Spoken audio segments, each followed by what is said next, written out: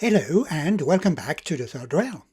I recently received this lovely Class 16 of the SNCB and I thought this would be a good excuse to get some of my Belgian stock out for a run. You have seen some of it in action already in the last video, which featured a little Series 80 shunter pushing wagons around on the automated shunting scene in the center of the layout.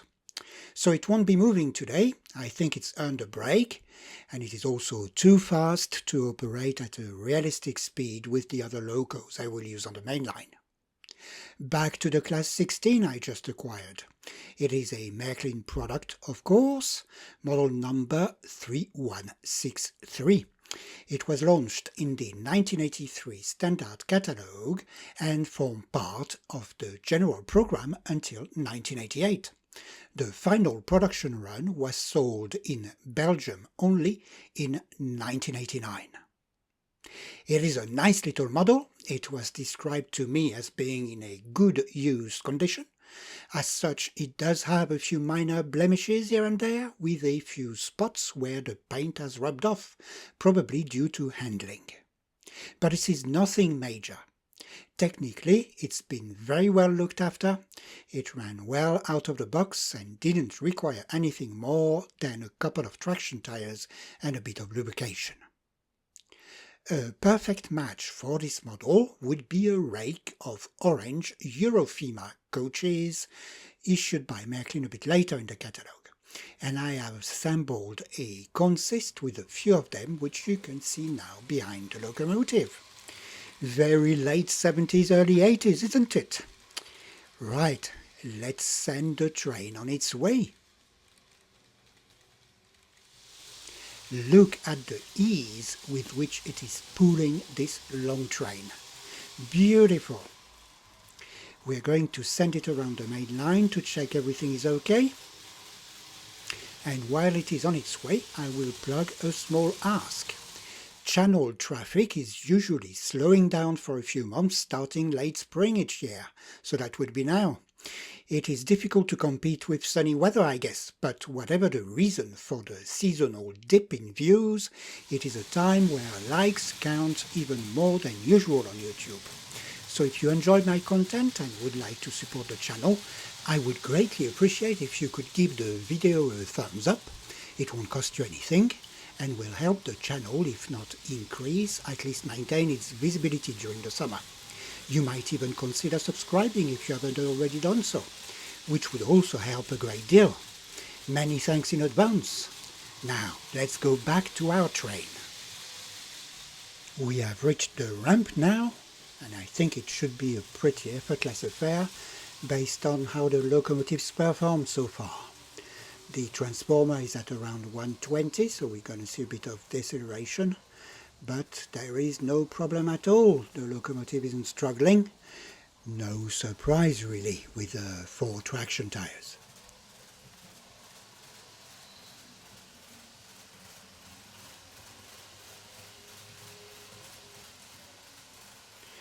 So I'm going to let the locomotive come off the ramp, and then I am going to drive the train out of the way, and we are going to get another example of this class of locomotive, this time in its original livery.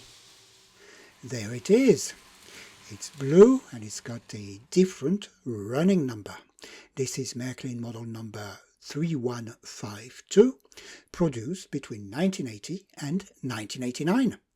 According to the parts lists, both models share the same parts apart from the body, so I think the tooling is identical, the only difference being the livery.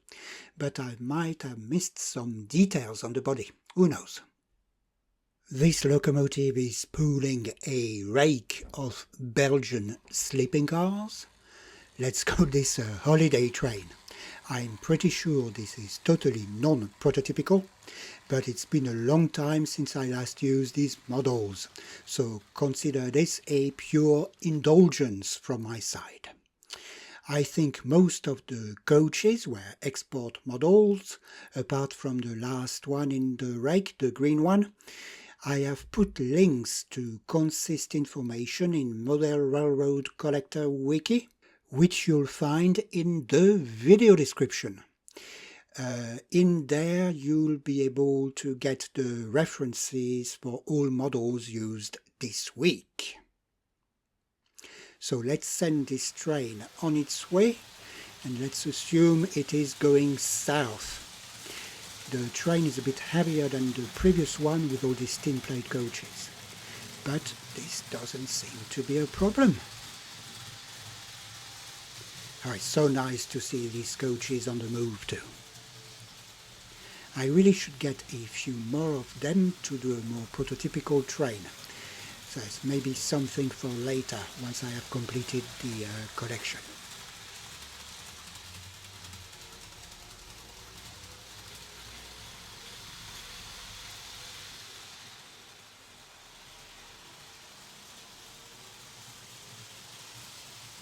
Okay, we are on the ramp again, and I'm not expecting any problems here either. Good stuff. Right, in the past I found that this locomotive runs better once it has warmed up a bit. It usually gets faster after a few minutes. Given the similarities in tooling, I think the 3163 is likely to be the same. So I am going to set up the block system and let everything run for a bit until things settle so I can adjust the speed a bit better. While this is happening, we'll talk about the Class 16 for a bit. The Class 16 is quite interesting in my opinion because it reflects the evolution of the railways in post-war Europe. In the 1950s, most European countries reactivated electrification programs that had been put on ice during the Second World War. While most countries invested in new technologies in terms of engines, the type of current and tension adopted to power them was mostly based on choices made in the pre-war years and differed from country to country. There were multiple reasons for these. To make it simple, I'd say we are dealing with a combination of technical, economical and geopolitical considerations. Germany and its neighbours to the south had agreed on using 15,000 volt AC, running at 16 2/3 Hz. The Netherlands had adopted 1500 volt DC, Belgium and Luxembourg 3000 volt DC. And France had initially rolled out 1500 volt DC in the southern part of its network. But after the war, it opted to use 25,000 volt AC on new lines, and this started in the north and east of the country. In the steam days, trains travelling between networks would usually require an engine change and handover procedures at border stations. So these different electrical systems would have meant business as usual as far as cross-border traffic was concerned. The steadily increasing volume of international traffic in the post-war years and the introduction of fast passenger services with the TEE network in 1957 meant that this was no longer good enough. You often read that the various TEE railway operators initially invested in diesel traction to work around the differences in electrical tensions used in the member states. This is only partly correct because at the time the TEE consortium came into existence, a lot of the routes chosen for the original network had not even yet been electrified, so diesel was really the only option at that point. Due to its location in Europe, Belgium is not only trading with 4 major economic partners, but also sees a lot of trade between its neighbours transit through its territory. The TEE is again a good example. Belgium wasn't a founding member of the consortium, but TEE services used its network to and from French, Dutch, German and Swiss destinations. The SNCB too used diesel engines, like the one you see pulling the long freight train on the layout now. It would have been a common sight in front of international passenger trains in the late 1950s. This is Märklin 3066, which you have seen before on the channel. And here's a picture of one of those in Cologne station. By the end of the 1950s, the SNCB had completed the electrification of most of its main lines. So had its neighbours to the north and south. Work started on a dual-current locomotive for use on Dutch and French routes. The result was the Class 150, produced by Brugeoise et Nivelle and the Atelier de Construction Électrique de Charleroi. A total of 5 units entered service in 1962 and were later renumbered to Class 15. The locomotive was able to operate on 3000 and 1500 volt DC and 25,000 volt AC for the French route, and the locomotive immediately went to work on the Paris-Amsterdam route. In 1966, the electrification of the Cologne-Aachen line was completed by the Deutsche Bundesbahn. The SNCB now needed a compatible locomotive and commissioned a derivative of the Class 150 with additional 15,000 volt equipment. This was our prototype, the Class 160, later renumbered to Class 16, which entered service the same year. A total of 8 units were produced, and in addition to the additional tension, the class was also a bit more powerful than its predecessors. The locomotive was equipped with 3 pantographs, each dedicated to a different current type. We have a pair of pantographs for Germany and the Benelux countries on one side, and the lone pantograph on the other side was used for France. The class was immediately assigned to services between Ostend, Brussels and Cologne, and aside from the duty to Paris or Luxembourg, this is where it operated until services to Cologne were suspended in 2002.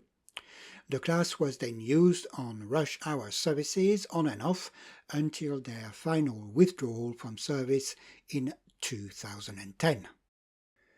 You'll find links to useful information and a few photo credits for the material used in this video in the description down below as usual. Now let's go back to the layout.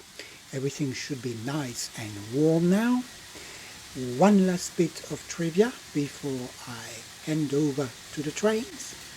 The steam loco might look a bit out of place with all these newer types of locomotives, but it is contemporary to the other locos we have on the layout today.